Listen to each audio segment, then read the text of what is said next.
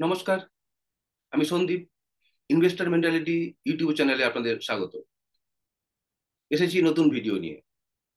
যাই হোক, সরাসরি কাজের কথায় আসি। বড়লোক হতে চান, কিন্তু আপনি কি জানেন অ্যাসেট কি, লাইবিলিটি কি? জানেন না? এটা কিন্তু জানা খুব দরকার। এটুকু জেনে রাখুন যে বড়লোকদের অ্যাসেট বেশি থাকে, লাইবিলিটি কম থাকে।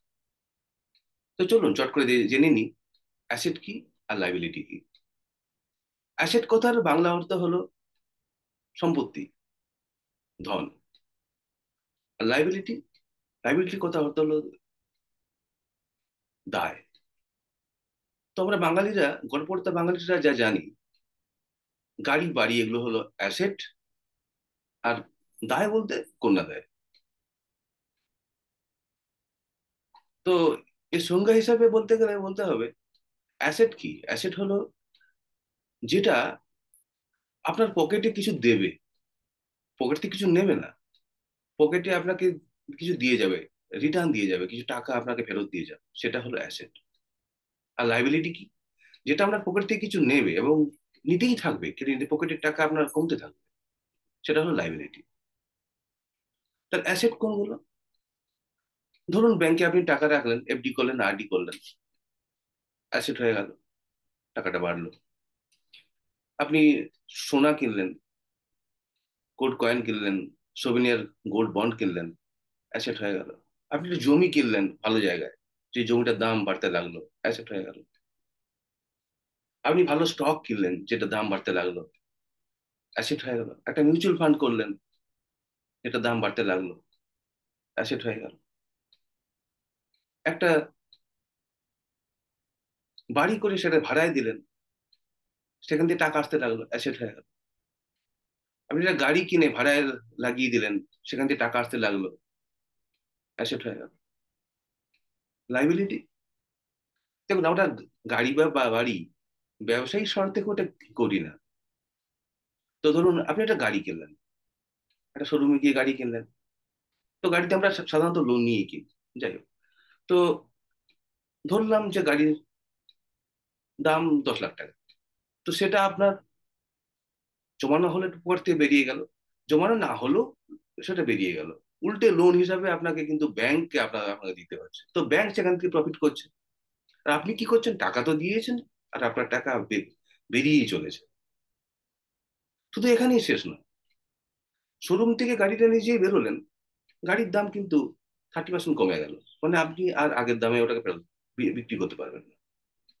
বাড়ি নিয়ে এলেন, সেটার মেনটেনেন্স আছে, নিজে না চালালে ড্রাইভারের খরচ আছে। সুতরাং এটা একটা লাইবিলিটি হয়ে গেল। এমনকি 15-20 বছর পরে হয়তো আপনি গাড়িটা কাজ চালাতেই পারবেন না, পারমিশন পাবেন না।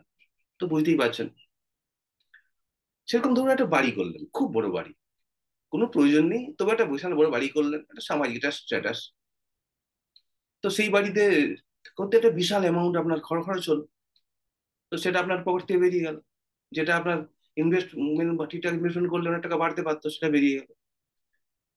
এবার বাড়ির ক্ষেত্রে আপনার মেনটেন্যান্স আছে। এই অত বড় বাড়িতে একটা মেনটেন্যান্স চার্জ আছে, বাড়িটার একটা ক্ষয় আছে। এবং যত দিন বাড়বে তত বাড়িটা দুর্বল হয়ে যাবে, বাড়িটার দামও কমতে থাকবে। এমনকি চট করে বেচতেও পারবেন না, বিপদ পড়ে বেচতে চাইলে দামও পাবেন না। লাইবিলিটি হয়ে গেল। আপনি ব্যাংকের থেকে একটা লোন নিয়ে কিছু কিনলেন, লাইবিলিটি হয়ে গেল। আপনি একটা অ্যাসেট, মানে মিনস একটা এসি লাগালেন বাড়িতে, তো সেটা এসি কিনলেন, সেটা খরচ আছেই, তার সঙ্গে মাসে মাসে বিল দিতে লাগলেন, লাইবিলিটি হয়ে গেল। তাহলে কি হলো, যে অ্যাসেট হলে আপনার টাকাটা কিন্তু বাড়ছে, আর লাইবিলিটি হলে টাকাটা কিন্তু কমছে। তো বড় লোকদের কি হয়, যারা ধনী হয় তাদের দেখবেন অ্যাসেটটা অনেক বেশি। মানে তারা যা ইনকাম করছে তার চেয়ে আবার অনেক টাকা তার অ্যাসেট থেকে আবার রিটার্ন হয়ে এসে যাচ্ছে। আর গরিবেরা কি করছে? লাইবিলিটি নিয়ে যাচ্ছে, কিনে যাচ্ছে, লাইবিলিটি নিয়ে যাচ্ছে। তাই তারা গরিবের থেকে আবার গরিব হয়ে যাচ্ছে। এরপর শেষ কথায় আসি, যেটা কন্যা দায় নিয়ে যেটা বলছিলাম। তো কন্যা কি দায়? আপনার সন্তান কি আপনার দায়? ভাবুন তো। আপনি আপনার কন্যাকে বলুন বা ছেলেকেই বলুন, সঠিকভাবে মানুষ করলেন, তাদের স্বাবলম্বী করে দিলেন, সেটা আপনার অ্যাসেট নয়? কিন্তু তাদের আপনি সঠিক শিক্ষা দিলেন না, তার সঠিক মূল্যবোধ দিলেন না, তাদের আহ স্বাবলম্বী করলেন না, সেটা তো আপনার দায়ী।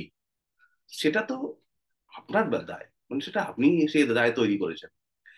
টাকার ক্ষেত্রেও যেমন আপনি অ্যাসেট তৈরি করতে পারেন, তেমনি সন্তানের ক্ষেত্রেও সেটাকে আপনি অ্যাসেট বা লাইবিলিটি দুটোই দুভাবেই করতে পারেন। যাই হোক, ভিডিওটা কেমন লাগলো বলুন। তো ভালো লাগলে অবশ্যই লাইক কমেন্ট শেয়ার করুন, অন্যদের ছড়িয়ে দিন। পরবর্তী ভিডিও নিয়ে আমি আবার কাল আসছি। আর চ্যানেলটিকে সাবস্ক্রাইব করতে ভুলবেন না। ধন্যবাদ।